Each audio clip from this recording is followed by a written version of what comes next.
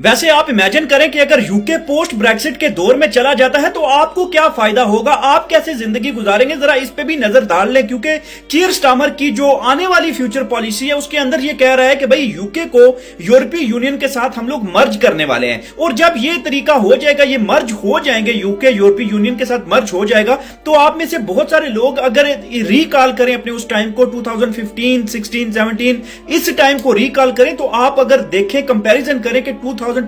के अंदर और उस टाइम के अंदर कितना फर्क था। उस वक्त आपकी जिंदगी में सुकून था, पीस था, आपकी जो सैलरी आती थी आप उसमें से सेविंग भी करते थे, घर भी बेचते थे, घर भी बनाते थे, और यहां पे भी आपकी एक अच्छी खासी लाइफस्टाइल के अंदर जिंदगी गुजरती थी। लेकिन इन्फ्लेशन इस हद तक बढ़ चुका है पिछले 4 सालों के अंदर कि आप लोगों का वो जो मैनेज कर रहे थे वो सिस्टम वो बड़ा ही खराब हो चुका था। अभी अगर यूके यूरोपीय यूनियन के साथ दोबारा अलायंस करता है या दोबारा इत्तेहाद करता है, उसके अंदर जॉब क्रिएशन होगी, उसके अंदर बिजनेसेस के जो टैक्सेस हैं वो खत्म हो जाएंगे, कम हो जाएंगे, क्योंकि यूके यूरोपीय यूनियन एक बहुत बड़ी मार्केट है, और जब यूके के साथ इनका बिजनेस होगा, ट्रेड फ्री, उनका टैक्स फ्री उनकी ट्रेड होगी, तो उसके अंदर बहुत ज्यादा आपको फायदा हो सकता है। उसके बाद आप लोग देखें कि आपको हो सकता है कि जब यूके को यूरोपीय यूनियन के अंदर जब अलायंस हो तो उसके अंदर एक अलायंस शेंजन का भी हो सकता है। तो यूके को अगर शेंजन कंट्रीज के अंदर इंक्लूड कर लेते हैं तो फिर वीजा की भी जरूरत खत्म हो जाएगी, और जितने भी कंट्रीज हैं 26 कंट्रीज शेंजन के हैं, एक यूके का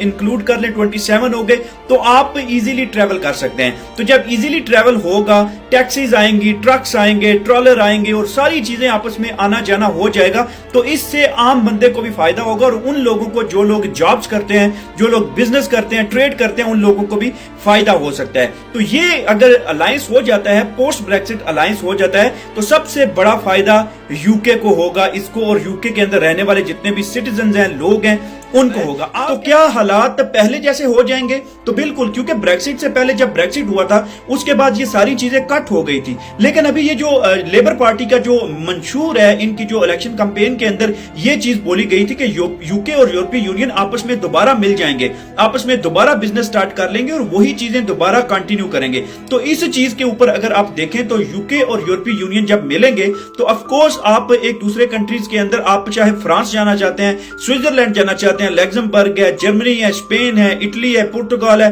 किसी भी कंट्री के अंदर आप जाके वहां पे सेट भी हो सकते हैं, जॉब भी कर सकते हैं, और अपनी स्टडीज वगैरह, कैरियर वगैरह जो कुछ भी है वहां पे भी आप कर सकते हैं। क्योंकि पोस्ट ब्रेक्सिट के अंदर अगर आप देखें तो वो बहुत ही जबरदस्त टाइम था उन तमाम लोगों के लिए जो लोग वहां यूके के अंदर भी रहते थे और यहां भी रहते थे। तो जब यूके ने ये चीज की, ऐलान किया कि भाई हम यूरोपीय यूनियन को छोड़ते हैं और हम अलग से रहने की कोशिश करते हैं, तो उस वक्त यूके के ऊपर बहुत ज्यादा बर्डन हो गया था, क्योंकि ज्यादा इमिग्रेंट्स वहां पे आ गए थे, जॉब क्रिएशन नहीं हो रही थी, आगे निकलने के कोई मौके नहीं मिल रहे थे, और हर बंदा इन्फ्लेशन के अंदर, कॉस्ट ऑफ लिविंग के अंदर, जॉब अपॉर्चुनिटीज के क्राइसिस थे, होम के क्राइसिस थे, और काफी ज्यादा मसलों मसाइल के अंदर गिर गया था। और उसके अलावा अगर देखें तो उस वक्त बोरिस जॉनसन, ऋषि सुनाक, ये दोनों भी काफी ज्यादा परेशानी का सामना करते रहे, और उसके पहले एक प्राइम मिनिस्टर थे, मुझे नाम उनका माइंड से निकल रहा है, वो भी इस चीज के अंदर काफी ज्यादा परेशान रहे थे। तो अभी जब यूके और यूरोपीय यूनियन की डील हो जाएगी तो आप लोगों के लिए आसानियां होंगी। वीडियो को जरूर शेयर कीजिए उन लोगों के साथ जो ये इस रीयूनियन के बाद किसी यूरोपीय यूनियन के अंदर